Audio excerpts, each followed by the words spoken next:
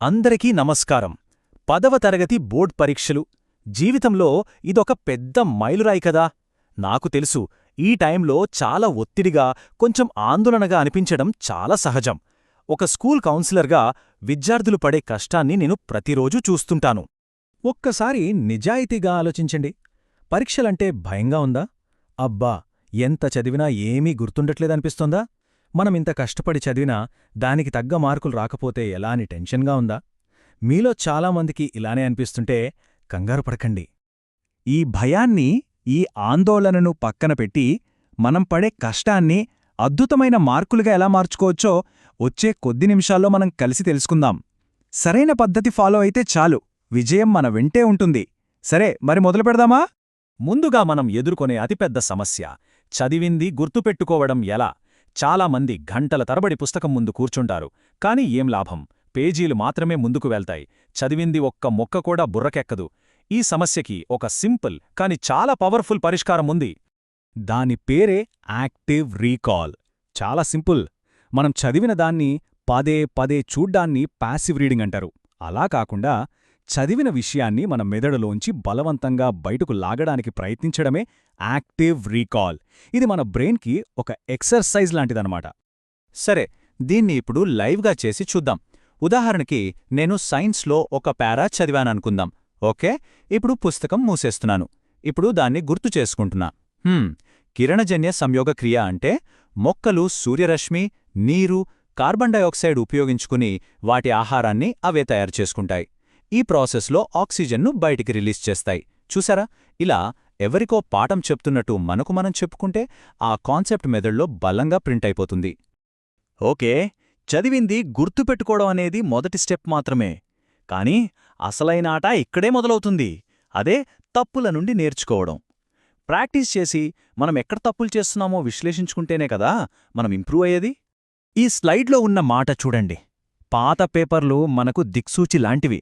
ఎంత నిజమో కదా. యుద్ధానికి వెళ్లే ముందు శత్రువు బలం ఎలా ఉందో తెలుసుకున్నట్టే, పరీక్షకు ముందు పాత పేపర్లను సాల్వ్ చేస్తే ప్రశ్నలు ఎలా వస్తాయి, ఏ చాప్టర్కి ఎంత వెయిటేజ్ ఉంది, టైం ఎలా మేనేజ్ చేయాలి అనే విషయాలపై ఒక క్లారిటీ వస్తుంది. అయితే ఈ పాత పేపర్లు ప్రాక్టీస్ చేస్తున్నప్పుడు మనం ఖచ్చితంగా కొన్ని తప్పులు చేస్తాం. ఆ తప్పులను సరిదిద్దుకోవడానికి మన దగ్గర ఒక సీక్రెట్ వెపన్ ఉండాలి. అదే ఈ ఎర్రర్ నోట్బుక్. అంటే మనం చేసిన పొరపాట్లను రాసుకోవడానికే ఒక స్పెషల్ నోట్బుక్ పెట్టడమన్నమాట. మరి ఈ ఎర్రర్ నోట్బుక్లో ఏం రాయాలి? చూడండి, స్పెల్లింగ్ తప్పులు, లెక్కల్లో ప్లస్ బదులు మైనస్ పెట్టడం లాంటి చిన్న చిన్న పొరపాట్లు, లేదా ముఖ్యమైన ఫార్ములాలు మర్చిపోవడం, కొన్నిసార్లు ప్రశ్నను సరిగా అర్థం చేసుకోకపోవడం, ఇలాంటివన్నీ నోట్ చేసుకోవాలి. పరీక్షకు వెళ్లే ముందు ఈ ఒక్క నోట్బుక్ను రివైజ్ చేస్తే చాలు. అవే తప్పుల్నే మళ్ళీ రిపీట్ చేయకుండా ఉంటాం. ఇది చాలా ముఖ్యం. అయితే ఇక్కడ ఒక ముఖ్యమైన ప్రశ్న వస్తుంది. కేవలం ఈ తప్పు చేశాను అని రాసుకుంటే సరిపోతుందా?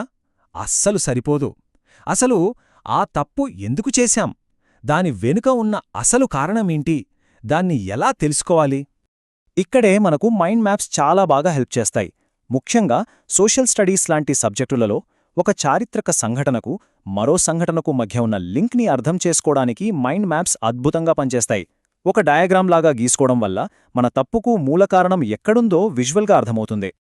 రైట్, ఇప్పటికి కాన్సెప్ట్ మనకు బాగా గుర్తుంది. తప్పులు కూడా సరిదిద్దుకున్నాం. కాని మనకు ఎంత తెలిసినా దాన్ని ఆన్సర్ షీట్ మీద సరిగ్గా పెట్టకపోతే మార్కులు రావు. సో మన నాలెడ్జ్ని మార్కులుగా మార్చే టెక్నిక్స్ ఏంటో ఇప్పుడు చూద్దాం. మొదటిది చాలా సింపుల్. మీ సమాధానంలోని ముఖ్యమైన పదాల కింద పెన్సిల్తో అండర్లైన్ చేయండి. దీనివల్ల పేపర్ దిద్దేవాళ్ల పని తేలికవుతుంది. మీ ఆన్సర్లోని కీ పాయింట్స్ వాళ్ల కళ్లల్లో వెంటనే పడతాయి. రెండవది, సమాధానాలను కథలు కథలుగా పెద్ద పెద్ద పేరాలుగా కాకుండా పాయింట్ల వారీగా రాయండి. ఇది మీ జవాబుకు ఒక స్ట్రక్చర్ ఇస్తుంది, చదవడానికి చాలా సులభంగా ఉంటుంది. దిద్దేవాళ్లకు మీ సమాధానం చాలా క్లియర్గా అర్థమవుతుంది. ఇక మూడవది, చాలా చాలా ముఖ్యమైనది, మీ చేతి రాత, మీ దస్తూరి స్పష్టంగా చదవగలిగేలా ఉండాలి. ఎందుకంటే డాక్టర్ రాసినట్టు రాస్తే దిద్దేవాళ్లకది అర్థంగాక మార్కులు ఎలా వేస్తారు చెప్పండి. సో హ్యాండ్ రైటింగ్పై శ్రద్ధ పెట్టండి. ఇప్పటివరకు మనం చదువు టెక్నిక్స్ గురించి మాట్లాడుకున్నాం.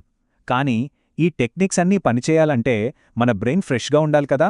దానికి సరైన ఇంధనం అందించాలి. సరైన నిద్ర, విశ్రాంతి అనేవి చదువుకు అడ్డంకులు కాదు, అవి మన పర్ఫార్మెన్స్ను పెంచే బూస్టర్స్. మనం రోజంతా చదివింది మన మెదడులో సరిగ్గా రిజిస్టర్ అవ్వాలంటే నిద్ర చాలా అవసరం. ప్రతిరోజు కనీసం 7-8 గంటలు నిద్రపోతేనే మరుసటి రోజు మన బ్రెయిన్ యాక్టివ్గా చురుగ్గా పనిచేస్తుంది. నిద్ర విషయంలో అస్సలు కాంప్రమైజ్ అవ్వద్దు. అలాగే ఈ చిన్న చిన్న అలవాట్లు కూడా చాలా ముఖ్యం. చదువుకునేటప్పుడు ఫోన్ను పక్కన పెట్టేయండి. ప్రతి గంటకు ఒక 5 నిమిషాలు బ్రేక్ తీసుకుని అటూ ఇటూ నడిచి కొన్ని నీళ్లు తాగండి. ఇక గోల్డెన్ రూల్ ఏంటంటే, పరీక్షలకు చివరి 10 రోజుల ముందు కొత్త టాపిక్స్ అస్సలు ముట్టుకోవద్దు. కేవలం చదివిన వాటినే పదే పదే రివిజన్ చేయండి. చివరిగా ఈ ఒక్క మాటను మనసులో బలంగా పెట్టుకోండి. బట్టీ పట్టటం ఆపేయండి.